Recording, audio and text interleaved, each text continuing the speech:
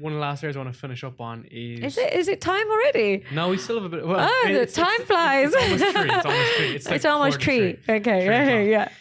yeah. So last thing we're gonna finish up on is like how do people kind of break toxic relationships? So and when do you flag that you should get out? Here's what I would say. Sometimes you're in a relationship and it's caused so much biological kind of biochemical disruption that you literally can't soothe yourself. You literally can't calm down. Your neurotransmitters are all over the place. You're thinking about this, you're preoccupied. If it's getting to that point where it's actually getting abusive and you're still in that relationship because you just can't let go, take something. Don't be too proud. Yeah. Do not be too proud. Take something to reduce your anxiety, because what that will do is you'll slowly stop relying on them to soothe you and you can see it for what it is. So if it's bordering on abuse, take something to calm yourself down first and foremost.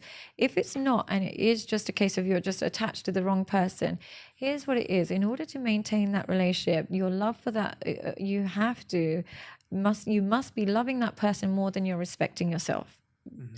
And you cannot gain self-respect through bad decisions.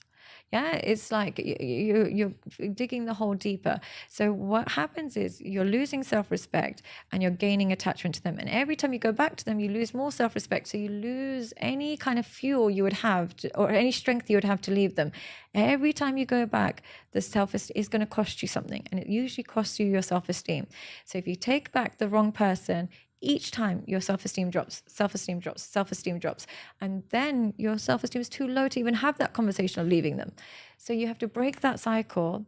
And even if you don't have the self-esteem to leave, you make the good and effective decision to do it, and you'll see your self-esteem rise. Mm-hmm. It's you have to just expect that it's going to hurt and it's not going to feel right. But what's to gain from that is your self-esteem will slowly rise, self-respect will rise, and it will get to a point where that person you're attached to no longer is you're not attracted to them anymore. Mm-hmm. But when you go back to them, what happens? Self-esteem drops, and they still seem on a pedestal. So you have to see it like that. If I go back,